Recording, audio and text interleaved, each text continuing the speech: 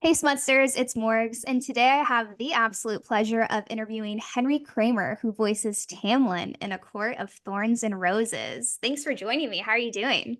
Oh, I'm doing well, and for all of you Night Court girlies out there, hello, bat boy. Oh, we're all very excited about this. I feel like everyone has been asking for this interview. It's been highly requested, and a lot of people are looking for Tamlin to have, a redemption arc. So, what are your thoughts on Dude, that? I want to save my PTSD prince. I can Yeah. fix him, I swear. Well, I mean, the next book, it really could be. We could get a lot more from Tamlin, so we keep the fingers Come crossed. on, come on, come on, Miss Moss, please, please, Yeah. Okay, please. so to start, do you feel like you relate to Tamlin in real life at all? In terms of I relate to Tamlin in that I have a family that I want to protect with all my heart and soul, and that I feel that if I was put in the position he was in from his perspective of, oh shit, the love of my life has been kidnapped, I Yeah. will do whatever it takes, even if it means burning down the world to get them. I completely understand and empathize with that. When it comes to the red flags of not Yeah. listening and the whole not so much on that Mhm. one. I like to joke that I'm just the shorter brown-haired version of Tamlin who had therapy. Oh, there you go. Yeah, I feel like Tamlin has a lot of great characteristics, and really his problem is that his fear response is not super appropriate to what, would be cohesive for a healthy relationship.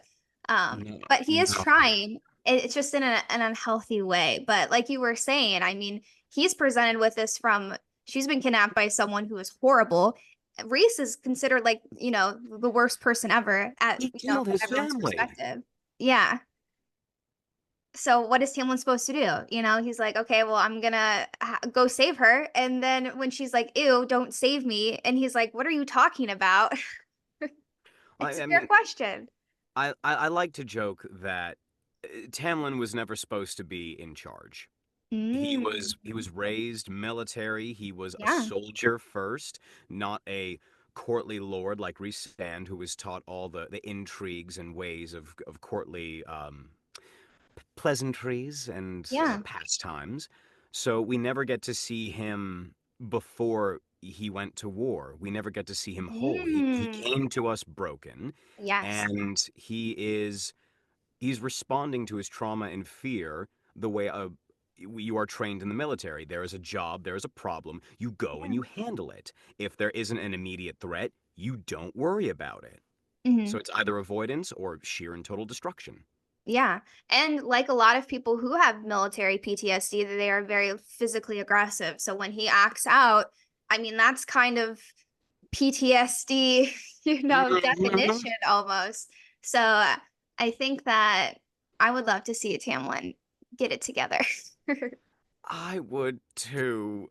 I just want him and Lucian to be happy. That's all I want. Yeah. Well, you know what? I feel like something that Sarah J. Maas does that's really good is she gives people happy endings. Like if you look at like Throne of Glass, Crescent City, as she wraps things up, everyone to some extent is happy. So, with that being said, I assume that Tamlin will have some kind of happy, you know, at least a happy chapter or like something that we could be like, okay, well, we could see him doing that. So, fingers Oh, crossed. that would be a dream. Yeah. Okay. So, what is your favorite quality of Tamlin's? Since we're on a Tamlin, Ooh. support group. I would have to say my favorite aspect of Tamlin is his loyalty.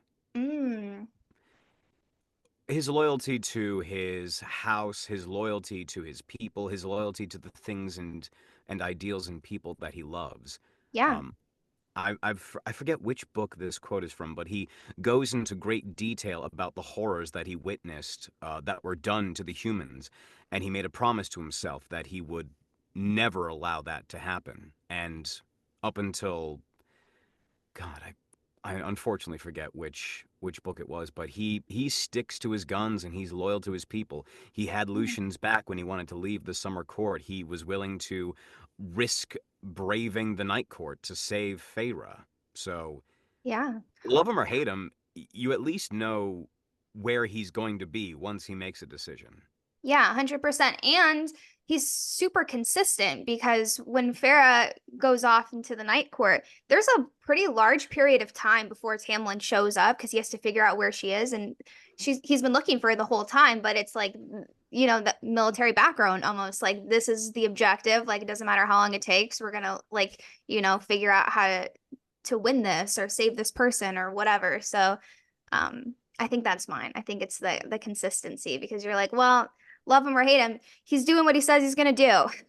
So He we admire stands that. on business. Yeah, definitely. Okay, so moving a little bit away from Tamlin specifically and more to you in your voice acting career, did you always know you wanted to do voice acting, or was there like a defining moment?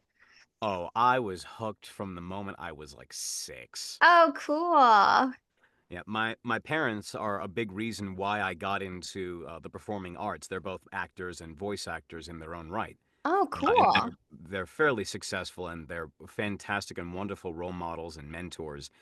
But the defining moment that I realized I wanted to be an actor and subsequently voice actor was when my parents took me to see a production of Richard III. Oh, And I okay. was like 6, 7 Yeah. at the time, and I just learned about the concept of death. Oh, So I see my dad walk out on stage with a bunch of guys with guns, and I go, "Oh, what are they doing?" And they walk yeah. around a corner to a frosted glass wall, and there's a bang and a splat as my father hurls Oh himself at the wall, and no. there's blood everywhere. And Yeah. 5 seconds of silence. All the audience hears is a little boy going, "Daddy, Oh no. Aw. Of course, my mom talked me down and told me like, "No, no, no, Daddy's just pretending. Daddy's just pretending." And the minute Yeah. she said it wasn't real, I went from to cool. Yeah.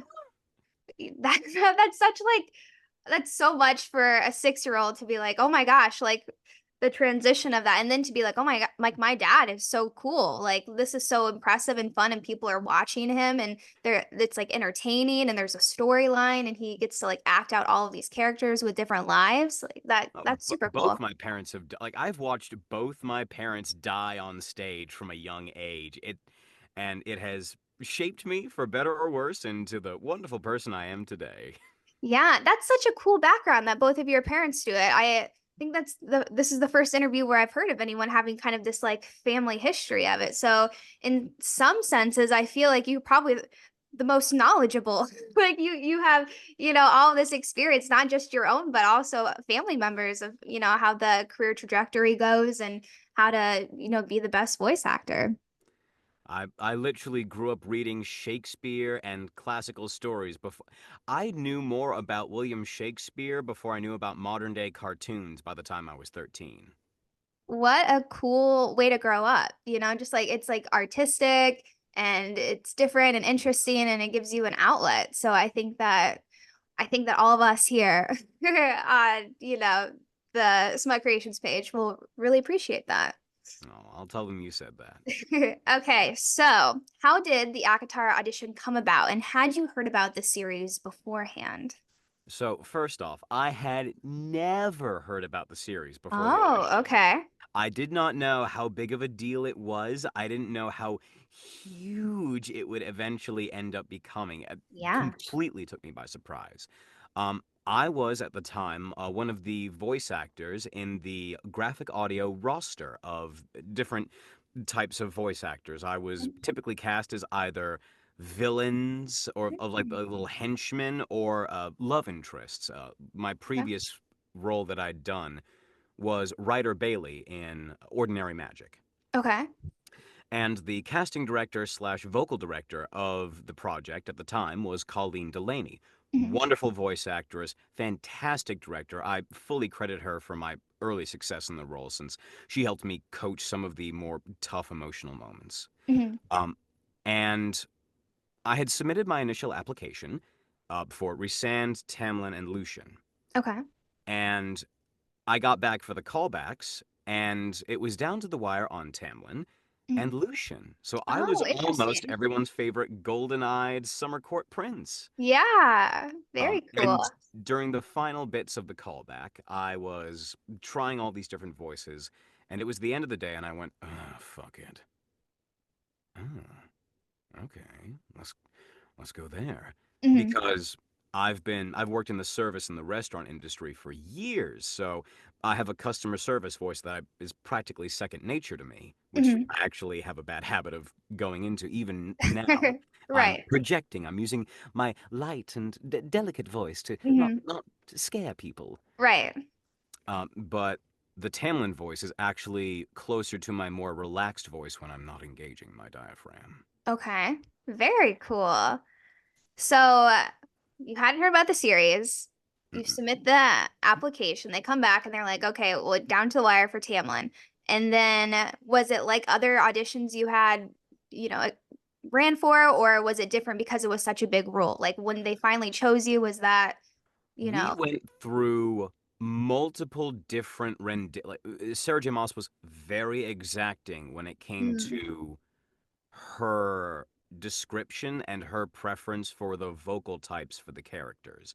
makes I believe sense? we went through like three different audition takes to just nail the voice down. Hmm. But once we had it, and that's the Oh, voice we stuck good. with. Yeah. Well, everyone loves the voice. I mean, I don't know, we'll talk about this later about like the different memes where people will use your voice and put things on top of it. But one thing everyone can agree on is that we love Tamlin's voice. So yeah, we'll start there. Have you received any fan mail about Tamlin, or has anyone asked you to do like a video or cameo or I anything? have. I've slowly built myself a little community over on Twitch and Discord and on TikTok, and I've received collaborations with people. I've received someone crocheted me a little Tamlin and a little Lucian. Oh, so It cute. was the cutest fucking thing. And I've received masks that like Tamlin wore. Yeah. I've received requests on Cameo for different lines, and I have had nothing but a wonderful outpouring of support and just positive interactions from the online ACOTAR community. So Yeah. thank you to everyone out there. Y'all are Well, we will amazing. definitely link your cameo so everyone can go ahead and request that. I'm sure people will eat that up. That's actually a question we get every time is like, can you ask them, do they have cameos? Will they accept requests? So it sounds like you are open to that. Oh, Um, for sure. yeah, one thing I will say though about the Sarah J. Maas community is that everyone really is super kind and thoughtful, and it's so interesting because you just never know what you're getting into with certain things. And so like even making the book Instagram and the YouTube and everything, I would say almost 100% like nice comments. Like and you just have no idea. And so having that come in and just be so positive, and then also talking to everyone who plays in the Court of Thorns and Roses, all of the voice actors are exceptionally kind too. So it's just like it's interesting that she created this world, but also all of the people that she like somewhat hired for these roles are kind of the same vibe. So it just like throughout everything, I'm just like, wow, you must be a really good person, an individual, right? So I'm like, Sarah J. Maas must be a good person to be able to be like, okay, that voice is right, that person's right, this community is right, because just like from start to finish, everyone's been so great. No, it's been an absolute blessing and a privilege. So, now that we can go back and talk a little bit about Tamlin being complex, how did you prep for his character specifically once you figured out that he was such a big role and that people had so many opinions and that he has like a wiki page? How do you go about doing that? Well, I prepped for him the way I prep for any main named character in a role. Okay.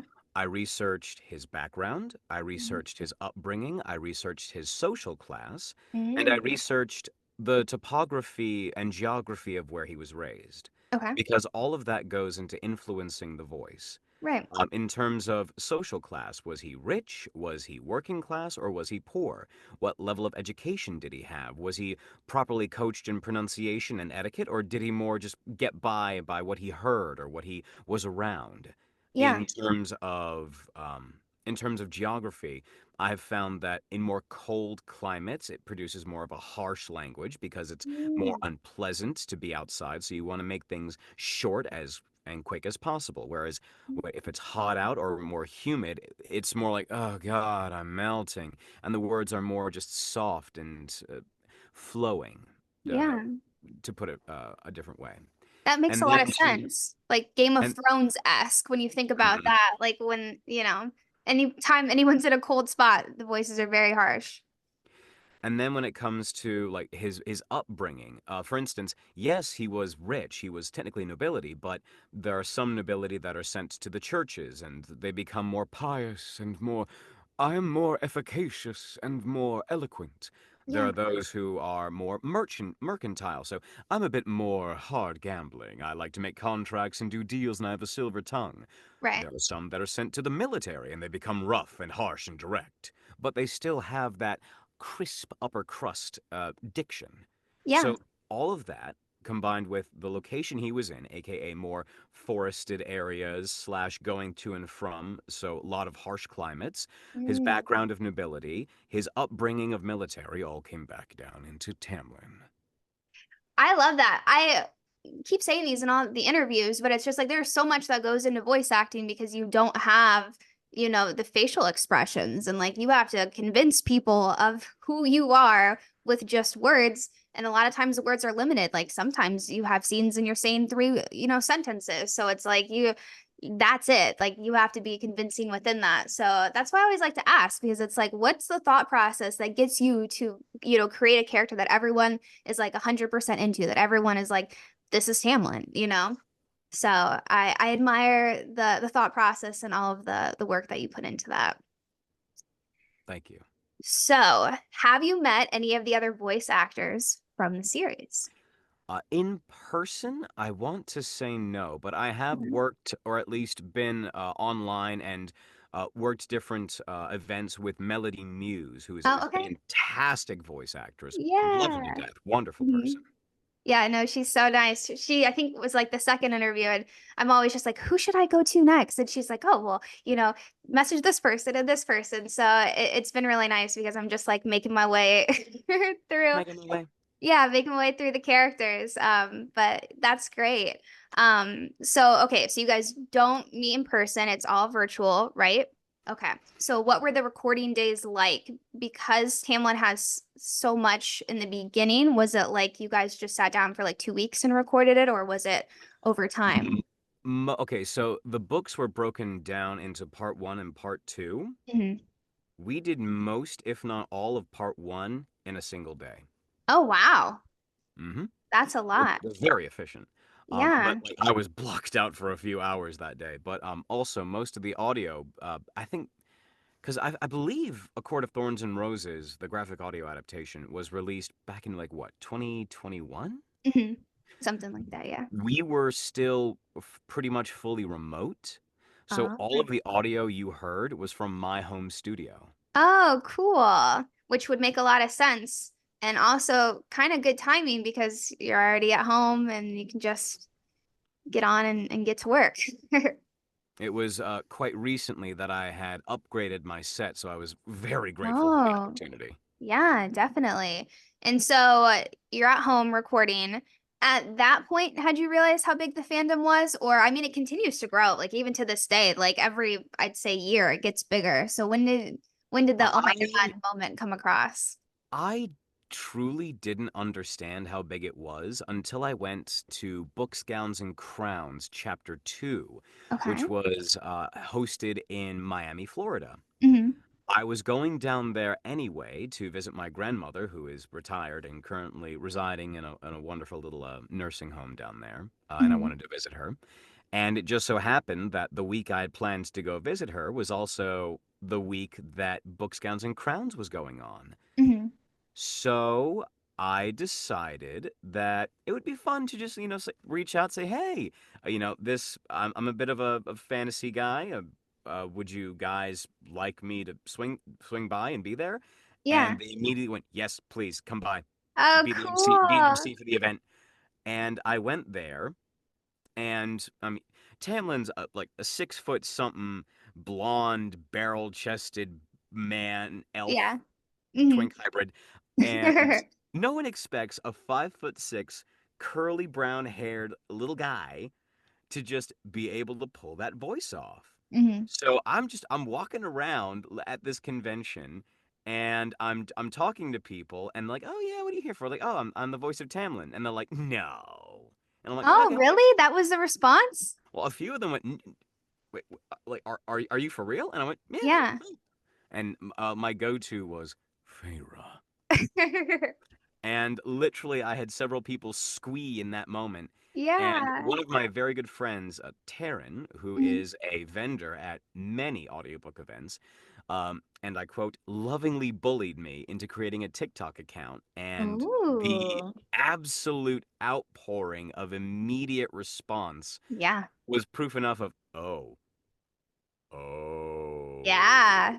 okay. The Book Talk girl is very serious. I think I had 1,000 followers in like maybe 3 to 6 months. Mhm. It was insane. Oh yeah, no, the dedication is real. What's so interesting that you say that is I was talking to Anthony who plays Reese, and he was saying that he kind of likes it because it's like when he wants to tell people he's the character, he can, but no one just like assumes he's the character, so he can walk around Barnes and Noble and be unbothered, but he could like technically make someone's day and be like, hey, actually, I voice Reese, and then they're like, oh my gosh. So, in the same way, I guess you can do that and still get the recognition when wanted. It's very fun. So, okay, so you made the TikTok. So I assume you've seen a lot of the Tamlin TikToks, the memes. I've heard and seen most of them. I'm very familiar with the whole tampon craze. Mhm. Yeah. Well, you know what? I feel like of recent, people have been now, since we're hoping for the next A Court of Thorns and Roses book, I feel like people have been like, what's Tamlin gonna do? Like, or I've seen a lot of ones like, you could never make me hate Tamlin because that's kind of the new thing is they're like, they'll pick a character who has been kind of like underappreciated almost in an aspect and be like, you can never make me hate him. And so I'm kind of thinking that people are transitioning to being like, we want him to be happy. So that's I what have been on the front line waving my fucking flag, going, yeah. please, please. If nothing else, let him die doing what he loves and trying to be a hero. Yeah. Have you heard the theory that he might have a daughter, like maybe during one of the Huh? spring? Yeah, there was a theory going around that maybe like he wouldn't find love with like a partner, but like the love he would receive would be through a daughter that he had at one of the spring events, and that maybe that's how he would find love and like that's how his story. Yeah.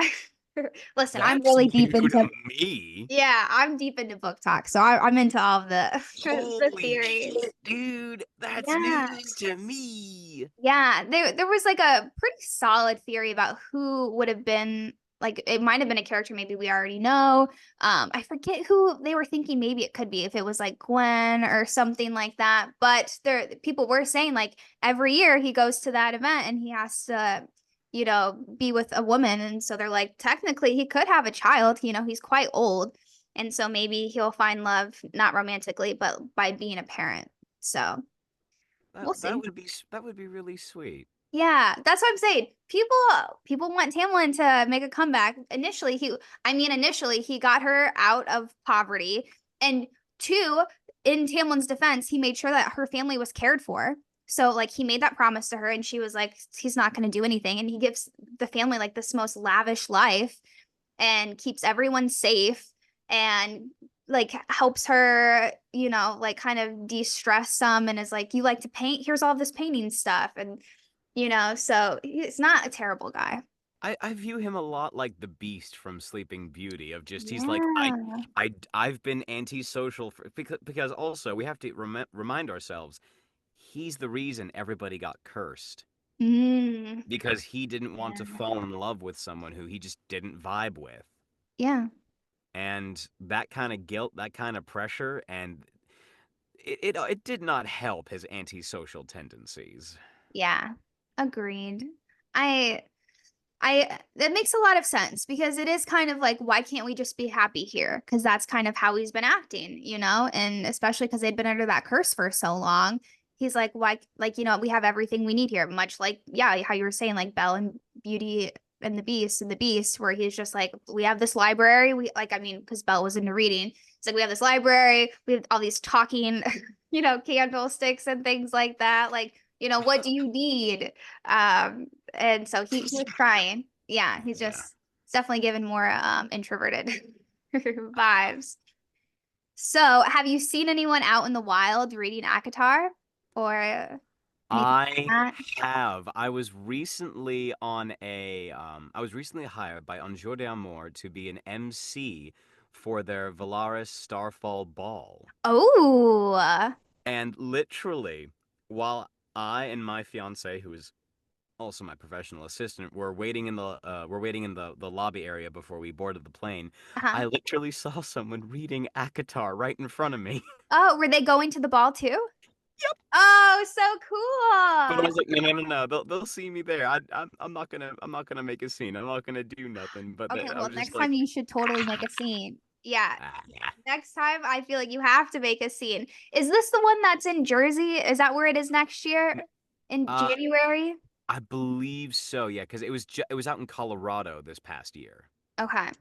I think I had seen something. Yeah, maybe like that's where it was going to be this next year. And was it in January last year? No, Okay. I want to say it was in May, It was in and May. it was also absolutely beautiful. Huge props to Un Jour d'Amour. It was, I want to say, one of the nicest, most elegant thrown single day events I've ever had the pleasure of being a part of. Ooh. My only regret was that it was only for a day.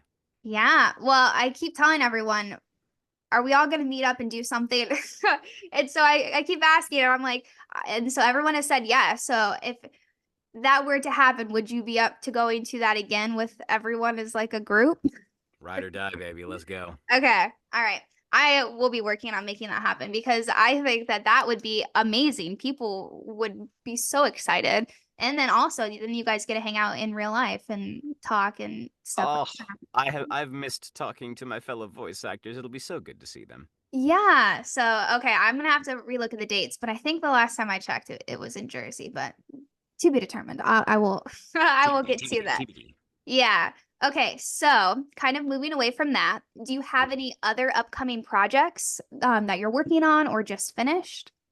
I recently finished a project with Shadow Alley Press called Okay. Dungeon Heart, Book Ooh. 5. I believe it's Chainbreaker. Okay. It's the story of this dwarven craftsman who dies, but at the exact moment of his death, his soul is absorbed into an old and cracked dungeon core. And it's a Mm. story of him slowly climbing the rungs of becoming a bigger and bigger entity until right now he's currently battling demonic overlords and Mm. attempting to ascend to godhood. Oh, wow. Okay.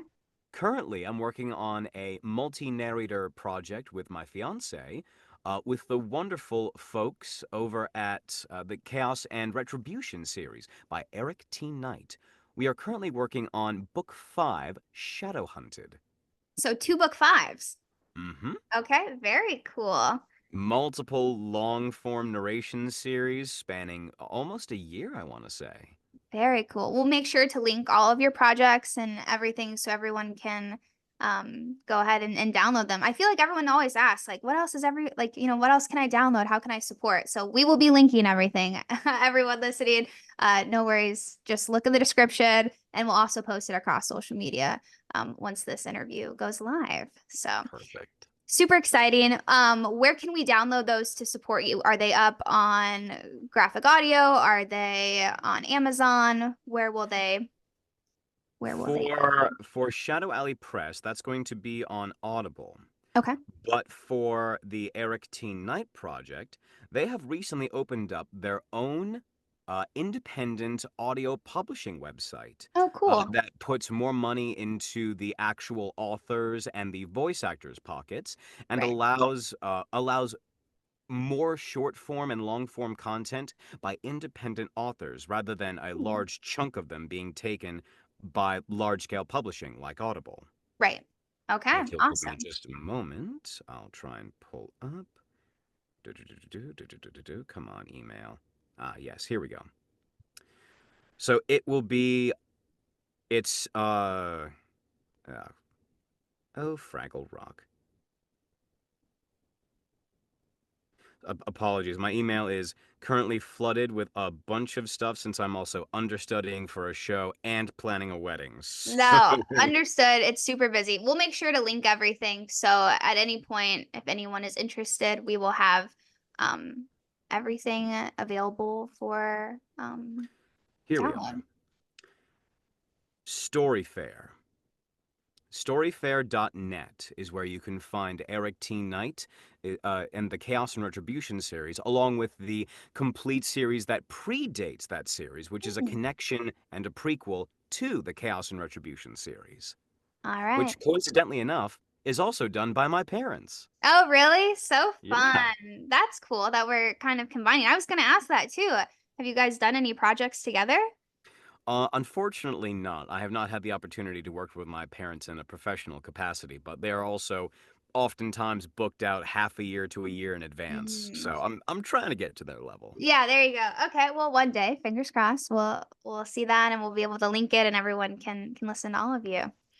Okay, so final questions. What is your A Court of Thorns and Roses hot take?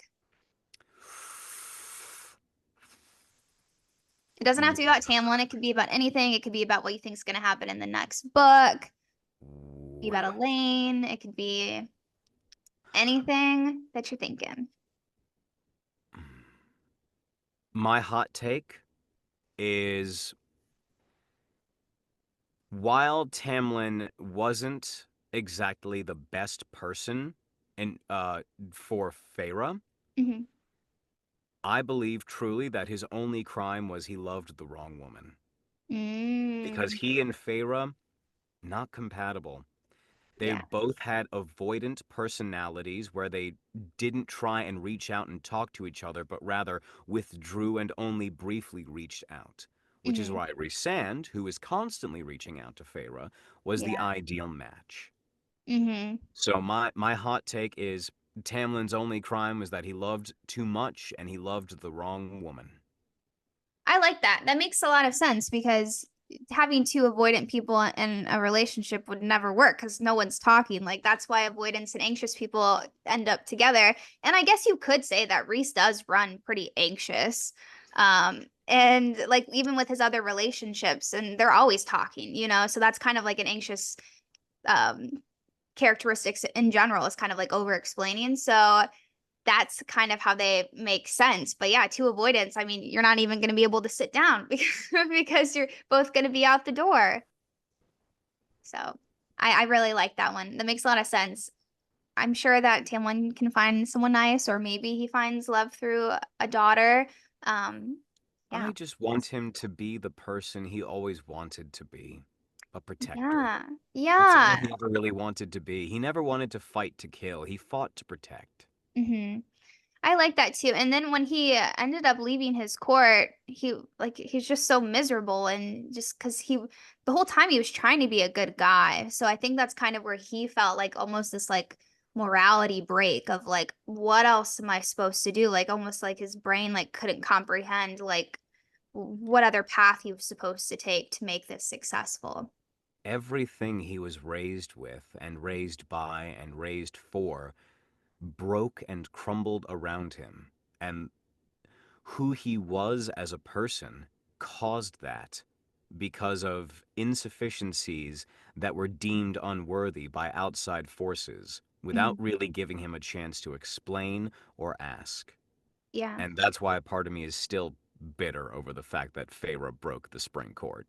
Yeah. Well, and too, I mean, we can't hate Tamlin that much because Lucian's been friends with him forever, and Right. Lucian kind of like Lucian is very loyal, but like Lucian also like chose to be with Tamlin. So there was obviously great characteristics of Tamlin that made them such close friends. So there's no way that in the previous, decades or so that he was a terrible guy. It's just like you said, everything came crashing down at once, and all of the insecurities and the issues that should have been resolved in some kind of fairy therapy kind of hit a A halt. therapist. Yeah, A yeah, therapist. literally. That's hilarious. Yeah, so everything came, to a head, and unfortunately he just got, yeah, He got totally dealt a screwed bad over. hand from the start. Yeah, so we have high hopes for him. The next book should be coming out probably in the next year or so. So we'll have to have you come back on and give your takes and yeah, in preparation for that and all kinds of stuff. I've actually had a lot of people ask if characters would come on and talk together and do like fan questions. So would you be open to doing that in the future? Oh, I'd love that. Okay, yeah, because everyone was like, ask, and I was like, okay, let me get to the end of the interviews, and I'll start asking people if they'll come back on. So, yeah, we'll have to look into that. So, last thing, would you do one of your famous lines for us? All right. Ah. Gotta get prepped. Oh, loosen the neck, shoulders. Be happy, Farah. 10 out of 10. We love it. So thank you so much for joining us today. Like I said, I will link all of Henry's stuff in the description. So all of the upcoming projects he has, all of the ACOTAR graphic audios. If you haven't listened to all of them, you should. And we will keep everyone updated. We'll post social medias, all of the good stuff, summed up into stuff, I guess. So thank you so much for joining us, and I will see you back soon, I guess, right? Fingers crossed. All right. Have a good day. You as well.